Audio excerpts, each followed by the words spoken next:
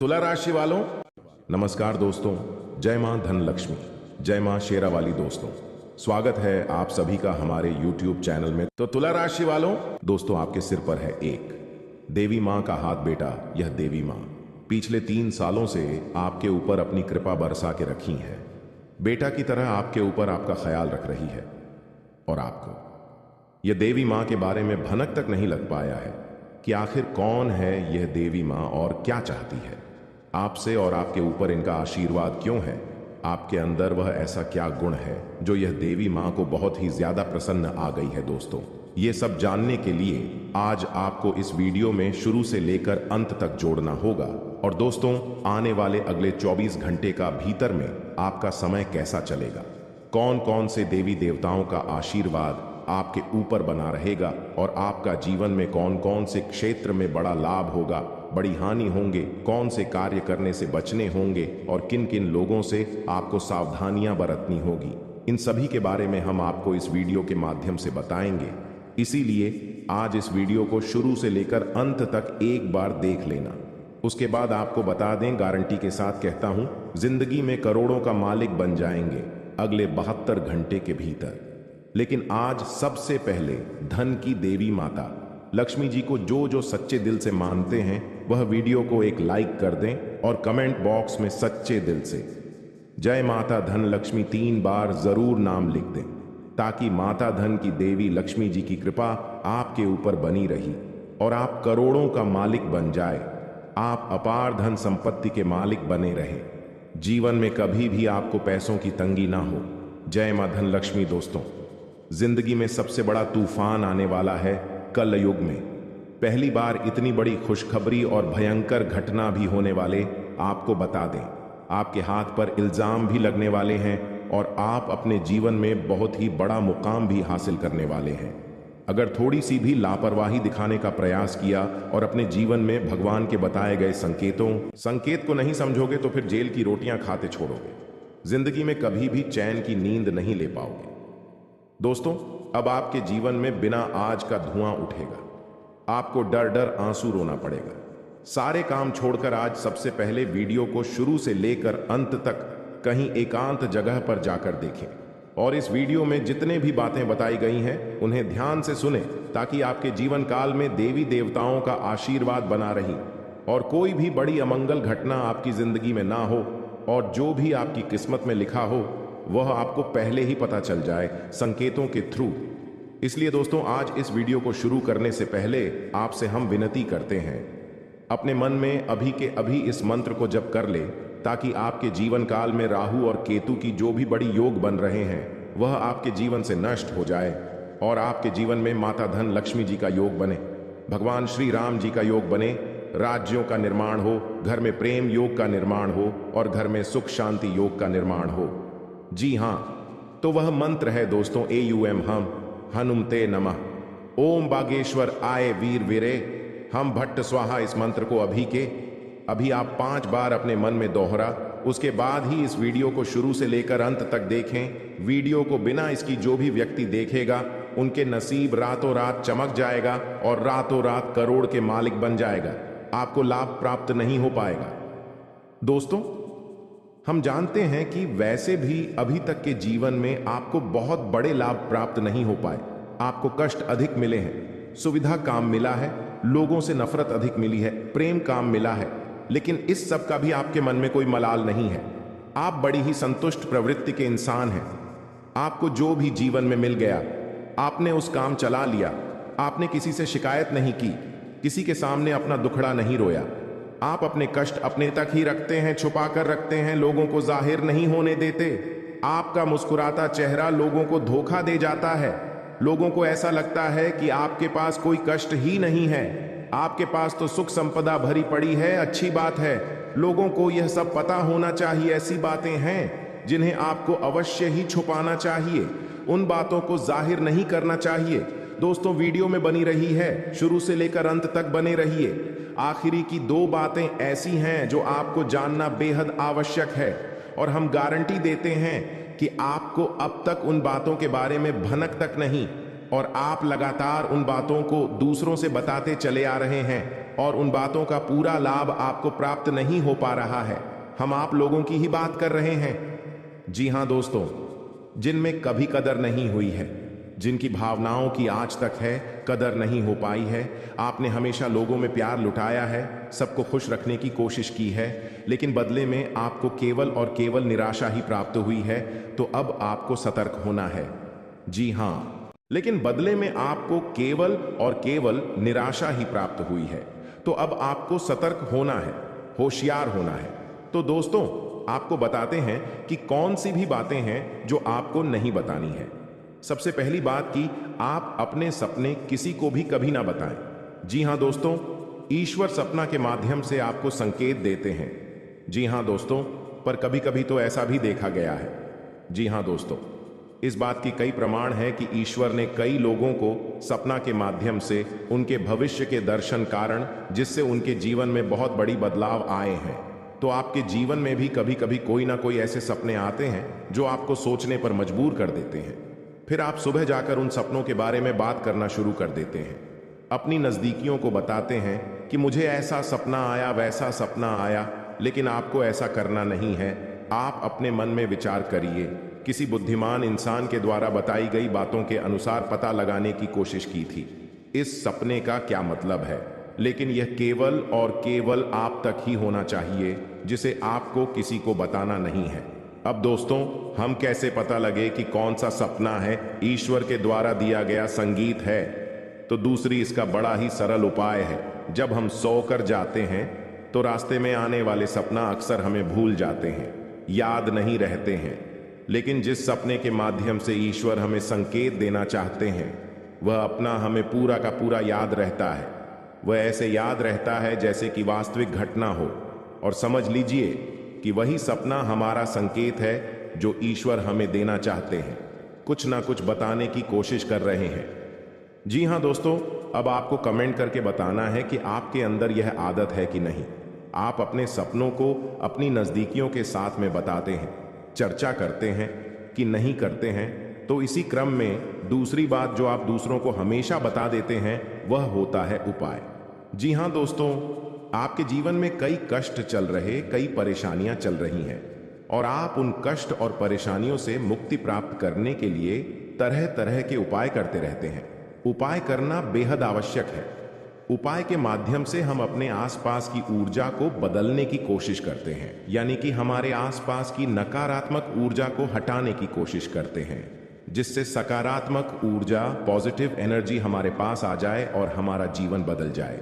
लेकिन इसमें सबसे बड़ी भूल यह होती है कि आप उसे उपाय के बारे में बता देते हैं, जो कि बहुत बड़ी भूल है दोस्तों।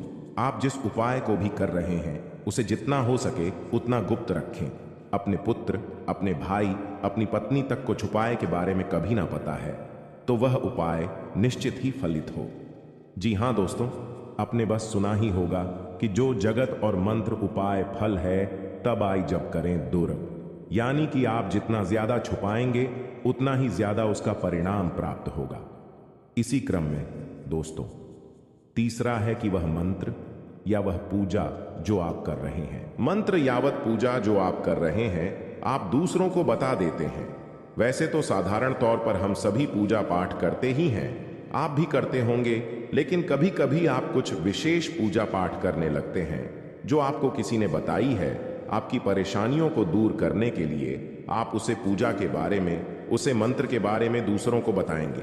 यदि आप पूजा का है और उसे मंत्र का पूरा फल उसे इंसान को भी प्राप्त होने लगेगा जिसे आपने पता किया है। जी हां, ऐसे बहुत बातें हैं जिसे हमें छुपा कर रखनी चाहिए। लिस्ट बहुत लंबी है, लेकिन समय बहुत कम है। इस वजह से सारी बातों को बता पाना संभव नहीं है। हमारी रोजमर्रा के जीवन से जुड़ी है। आज हम केवल उन्हीं के विषय में चर्चा करेंगे, तो अपनी माल को छुपा कर रखें, और हो सके तो एकांत में ही फिर है। कोई भी आपको माल फिरते हुए देखे ना, जब भी आपको कोई माल करते हुए देखेगा, तो आपको जो माल करने का फल प्राप्त होगा, उसका आधा फल है, उसे इंसान को भी अपने आप प्राप्त हो जाएगा। यह विधि का विधान है दोस्तों, की से कोई बदल नहीं सकता है। क्रम में दोस्तों, चौथ है, आप अपनी आमदनी, अपनी प्रॉफिट के बारे में लोगों को बता देते हैं। जी हां दोस्तों, वैसे तो आपको पाकर ही रखते हैं, लेकिन कभी कभी आप जोश में आकर जब चर्चाएं गर्म हो जाती हैं, लोग बातें करने लगते हैं, माहौल बन जाता है, तो आप जोश में आकर अपने पैसे के बारे में लोगों को बता देते हैं।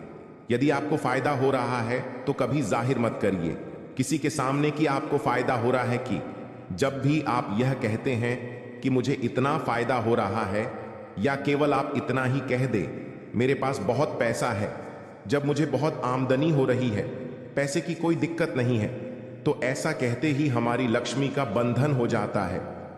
जी हां दोस्तों, अध्यात्म में हम अपनी लक्ष्मी का बंधन स्वयं ही कर देते हैं।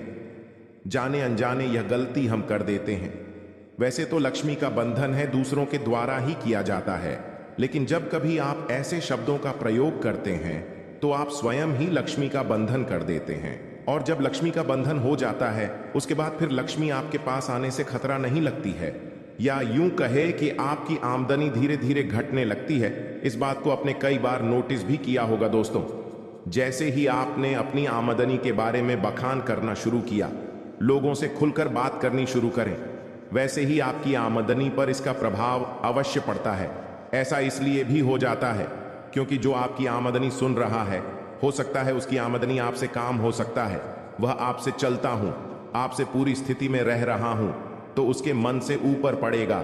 आपको अपनी इनकम अपनी आप देने के बारे में बिल्कुल चुप हो जाना है, किसी से कोई चर्चा नहीं करनी है दोस्तों। समय आने पर अपने आप चीज देखने लगती है, आपको दिखाने या चाहे करने की आवश्यकता बिल्कुल भी नहीं है। जी हां दोस्तों, यह आपके अंदर एक कमी है जिसे हम कह सकते हैं। जोश में आकर कुछ ऐसी हरकतें कर जाती, कुछ ऐसी बातें भूल जाते हैं जिनके लिए बाद में फिर आपको भी पछताना पड़ता है।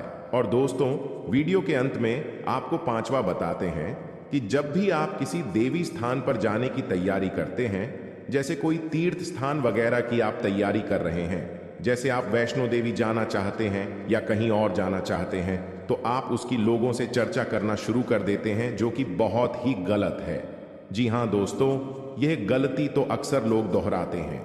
मैंने देखा है कि लोग अक्सर दिव्य स्थान पर, धीरे स्थान पर जाते हैं और पहले ही उसका बखान करना शुरू कर देते हैं। जितना हो सके उतना गुप्त रखें कि आप कहाँ जा रहे हैं, किस स्थान पर जा रहे हैं। जब आप लौट कर आएंगे तो अपने आप लोगों को पता लग जाएगा, लेकिन जब आप जा रहे हैं उसे समय आप बिल्कुल भी चर्चा ना करें। इसीलिए तो जिन स्थानों पर मौजूद ऊर्जा का प्रभाव आपके ऊपर नहीं पड़ता है। आप देखते होंगे कि लोग तमाम तीर्थ स्थान पर घूम रहे हैं, तमाम देवी स्थान के दर्शन कर रहे हैं, तब भी पीड़ित है, तभी परेशान है, उन्हें कोई लाभ प्राप्त नहीं हो रही है। इसका मतलब ये तो नहीं कि देवी स्थान पर देवी शक्तियां नहीं हैं, उनके असर नहीं होते, प्रभाव नहीं होते। इसका मतलब ये है कि आप पहले ही गलती करके आ गए। आप जिन जिन लोगों को बात कराई है, जिन जिन लोगों को पता है कि आप किस देवी स्थान पर जा रहे हैं, उन लोगों को भी आपके पुण्य का फल बच जाएगा। तो समझिए कि आपने अपना फल कितने लोगों को पहले ही बांट दिया। तो आपको यह गलती बिल्कुल भी नहीं करनी है जो आपको किसी को बताना नहीं है। जैसे कि आप किस समय पूजा पाठ करते हैं, आप किस दिन व्रत रहते हैं, तो कोई समस्या नहीं है, लेकिन अपनी तरफ से आपको ऐसी बातें नहीं बतानी है। तो दोस्तों, अब आपको कमेंट करके बताना है कि आप इनमें से कौन सी गलतियां लगातार दोहराते चले आ रहे हैं। दोस्तों, जीवन में हर इंसान गलती करता है। गलती करना बुरी बात नहीं है, मगर गलती को नहीं सुधारना उससे भी बुरी बात है। दोस्तों, आपको कुछ ऐसे उपाय करना चाहिए जिससे आपकी गलती भी धीरे धीरे समाप्त हो जाए और ईश्वर की नजरों में आप धीरे धीरे पुण्य की भागी बनते जाएं। उपाय को भी आप ध्यान से सुनिएगा और उन्हें अपने जीवन काल में अवश्य अपना आएगा।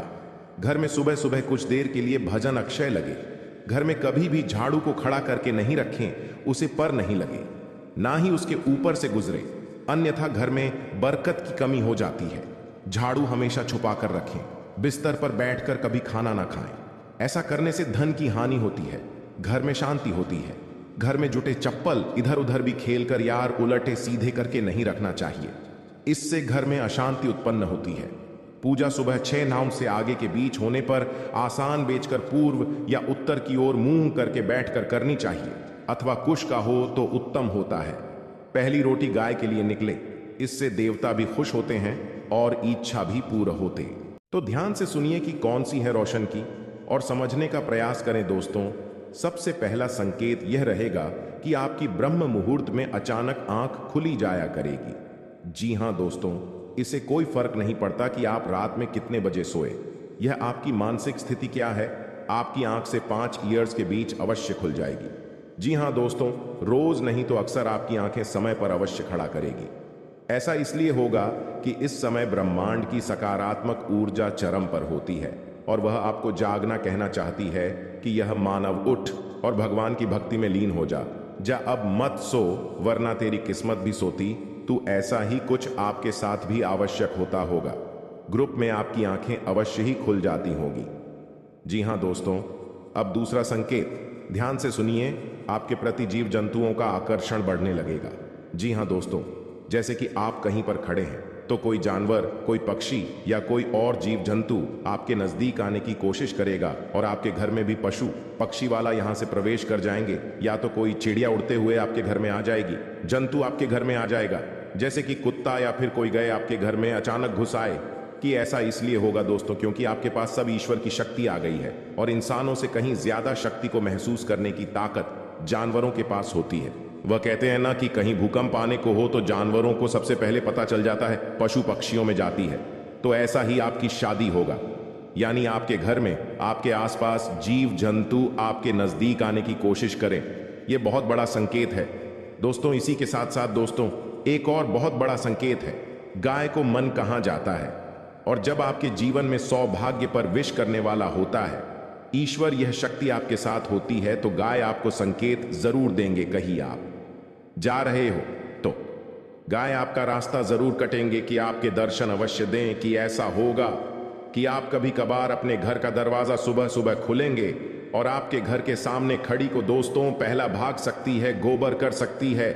यह बहुत बड़ा संगीत दोस्तों के साथ साथ दोस्तों, अगला संगीत है कि आपका अचानक किसी धार्मिक यात्रा के लिए प्रोग्राम बन जाएगा। आप चाहे या ना चाहे, लेकिन किसी न किसी धार्मिक यात्रा के लिए अचानक ही आपका कोई प्रोग्राम, पंचायत का यही ईश्वर आपको अपने पास बुलाना चाहते हैं।